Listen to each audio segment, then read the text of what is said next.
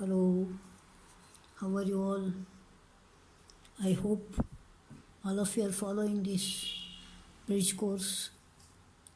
Already I have covered noun, adjective, pronoun. These are all called parts of speech. I hope you are following it properly. And now I'm going to take a very important chapter of parts of speech, that is the verb. The verb, remember, the verb denotes an action. Or in very simple way you can say verb is an action word. Very small definition. The verb is an action word. And the word verb derives from Latin word verbum, which means a word. Okay? Now here he gives you two examples. The boy runs. See, that is in the bold letter, no? Print, I mean. Runs. The cow eats. These two refer to the action. Correct? Now, this verb can be classified. It's called classification of verbs. One is called transitive verb, another one is intransitive verb, and third one is called verb of incomplete prediction. That means prediction means stating about the future, and it will be incomplete. Now let us see the first one, transitive verb. A verb that takes an object. Remember it. I have told you subject, verb and object already. So if a verb takes an object and we call it transitive verb. Remember, it is called transitive verb. Now let us look at the examples. Tom killed a snake. Suppose you block it, say. Tom killed. It will not give you complete meaning because it takes an object.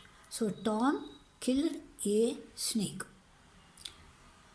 Now the action denoted by the verb moves up to the object. That means without the object you cannot complete the meaning of it. Now second example is what? She ate an apple. See, block it an apple. Suppose I block it an apple.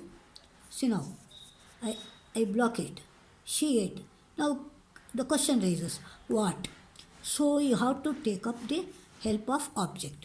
That is why it is called transitive verb. Remember, a transitive verb takes an object.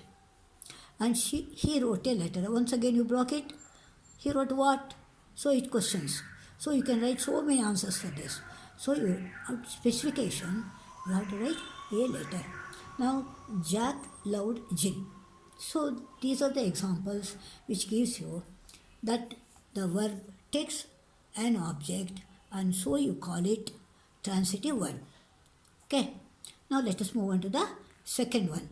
What is it called? Transitive verb. The opposite of transitive is intransitive verb. Remember, the opposite of transitive is intransitive.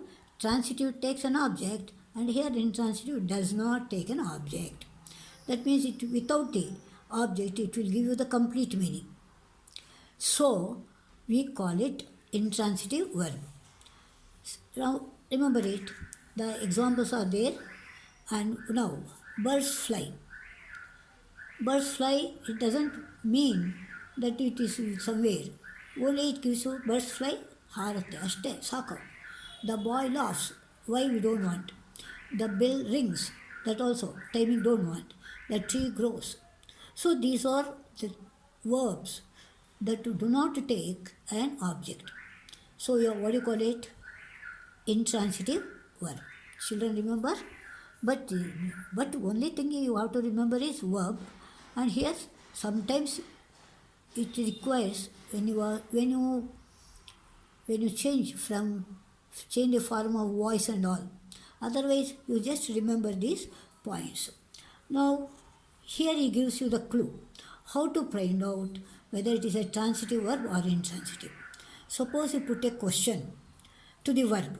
Put a question to the verb. Who and what? If you get the answer, the object, then you call it transitive. She gives you the example, you see, Tom killed a snake. What did he kill? I am questioning on verb, no? What did he kill? A snake. Answer is there. So it is a transitive verb. She wrote a letter. What did she write? A letter. So this again it is an transitive verb. Always remember that. Some of the points you should go on remember so that you can follow it very easily. And look at the point number 1. Answer to this such question are always objects only, not anything else. It should be object only. Most transitive verbs take a single object. Direct and indirect object now. He gives you the object can be of a direct type or indirect type. Look at this. Verbs give. Verbs like give, tell, ask, offer, promise, etc. take two objects. So these are the verbs where they require two objects after them. So they are called indirect objects. Which are they? Give, tell, ask, offer, promise, and so many are there. And he gives you mainly the important one. So he says that they require two objects. One is called direct object, another one is called indirect object. And that is why some of the words considered under transitive which require two objects. Now look at this. He gave me. Now question is what?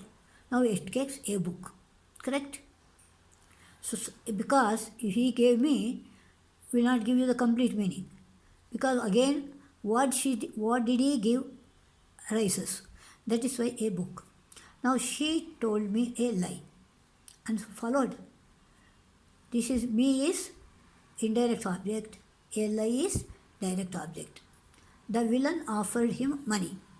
Now him is indirect object and money is direct object. You can write this without this. The villain offered money. To whom? Again you put then to him. The tailor made him a coat.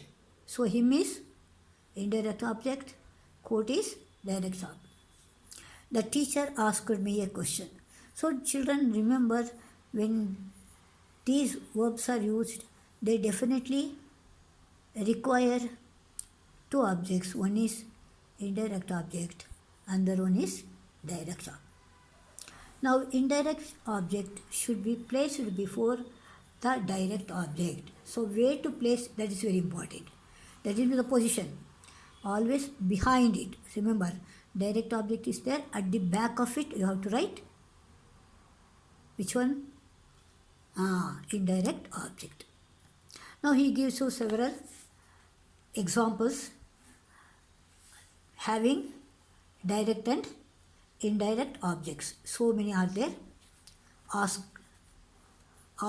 teaches, bought, made, told, offered, handed, got, sold, paid, bought. So children, follow this carefully so that you can make a note of all these things in your